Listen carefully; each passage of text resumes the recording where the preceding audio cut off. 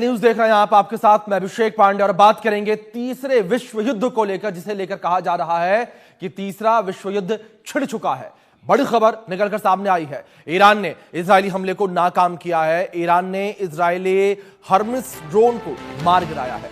ये बड़ी खबर निकलकर सामने आ रही है। ईरान ने इजरायली हर्मिस ड्रोन को मार गिराया है, इस हमले को नाकाम किया है। ये बड़ी खबर निकलकर सामने आ रही है। ईरान ने इजरायली हमले को नाकाम किया है।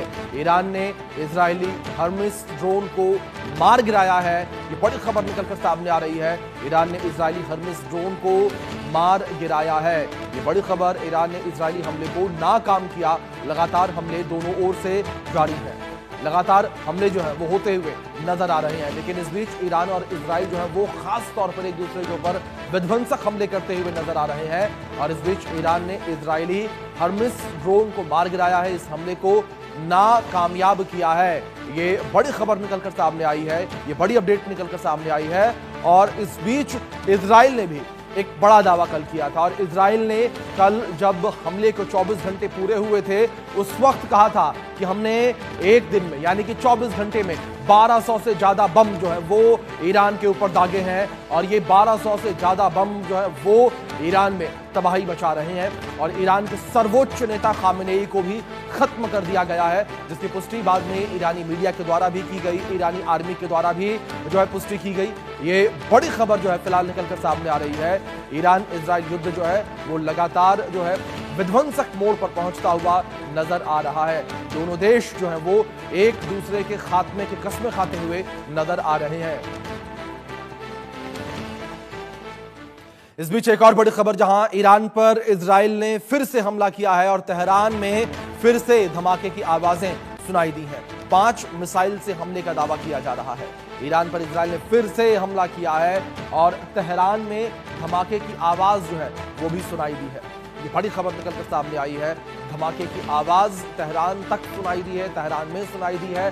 5 हमले करने की ये खबर निकलकर सामने आई है। 5 मिसाइल से हमला करने का दावा किया गया है। ये बड़ी खबर, शहर जो है वो बारूद के ढेर में तब्दील होते हुए नजर आ रहे हैं, क्योंकि लगातार हमले जो हैं वो जारी हैं, लगातार हमले जो हैं वो किए जा रहे हैं। और इसी कड़ी में एक बार फिर से ईरान के ऊपर इजराइल ने अटैक किया है।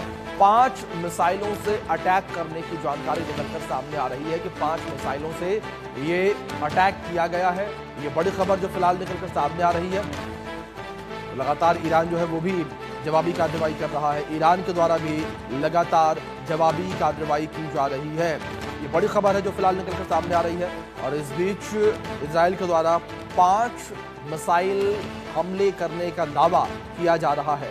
ये बड़ी खबर है जो फिलहाल निकलकर सामने आ रही है। 5 मिसाइल अटैक करने का दावा इस बीच किया जा रहा है। ये बड़ी खबर है जो फिलहाल सामने आ रही है।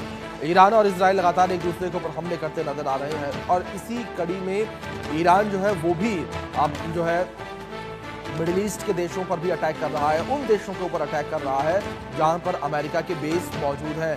अमेरिकी बेस को निशाना जो है वो बनाया जा रहा है। अमेरिकी बेस को जो है टारगेट किया जा रहा है यहाँ पर ईरान के द्वारा।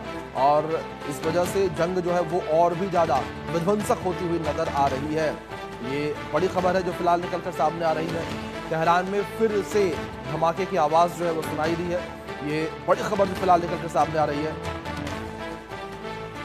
तो लगातार ये हमले जो है वो होते हुए नजर आ रहे हैं। लगातार दोनों देश एक दूसरे के ऊपर जो है वो बड़े हमले करते हुए नजर आ रहे हैं। अब आपको मैप के जरिए हम समझाने की कोशिश करते हैं किस तरीके से दोनों देश जो हैं वो एक दूसरे के ऊपर अटैक कर रहे हैं। आप देखिए किस तरीके से ये वो टारगेट्स हैं जिन्हें टारगेट किया जा रहा है। इजराइल का ईरान के ऊपर यह हमला है, जहां अबीज में हमला किया गया। आप देखिए अबीज में हमला किया गया, इसके बाद गारंडेर में हमला किया गया, तेहरान में अटैक किया गया, इस्फहान में हमला किया गया है, देशफुल में हमला किया गया है और बुशहर में हमला किया गया। इसके बाद बंदर अब्बास में भी अटैक किया गया है। आप समझिए ये वो पॉइंट्स हैं, 1 2 3 4 5 6 7 वो पॉइंट्स हैं ईरान के, जहां पर ये बड़े अटैक लगातार जारी है। लगातार ये हमले जो हैं वो इजराइल के द्वारा किए जा रहे हैं।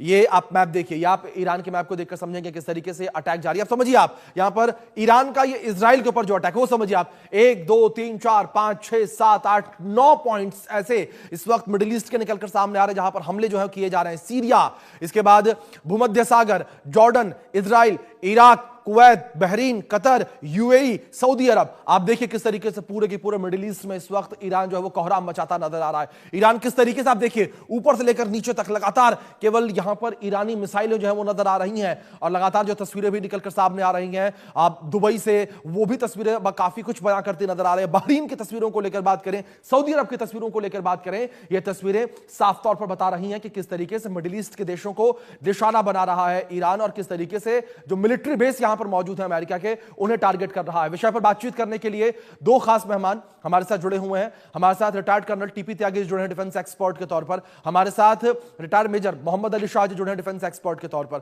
बहुत स्वागत है आप दोनों मेहमानों का। Tyagi ji good morning. और मेरा पहला सवाल आपसे त्यागी जी यही है कि जिस तरीके से लगातार ईरान जो है मिडिल ईस्ट के देशों को टारगेट कर रहा है, क्या अब यह क्लियरली मान लिया जाए कि मल्टी फ्रंट वॉर हो चुकी है? जी बिल्कुल, बिल्कुल मान लिया जाए कि थर्ड वर्ल्ड वॉर प्रारंभ हो चुकी है। जी फाइनल जिसे कहते हैं final spoke in the wheel, वो ये है कि यूके यानी कि यूनाइटेड किंगडम, फ्रांस और जर्मनी, उन्होंने भी ये तय कर लिया है कि हम अमेरिका और इजराइल के साथ मिलकर ईरान से लड़ेंगे। यानी कि यूरोप भी इसमें इन्वॉल्व हो गया और जी अमेरिका, इजराइल और ईरान तो पहले से इन्वॉल्व थे ही, और इसके अलावा कई फ्रंट के ऊपर दुनिया में वार फ्रंट खुले हुए हैं, वहां पे लड़ाई चल रही है। यानी कि और क्या चाहिए? थर्ड वर्ल्ड वॉर को कैसे कैसे डिफाइन करेंगे?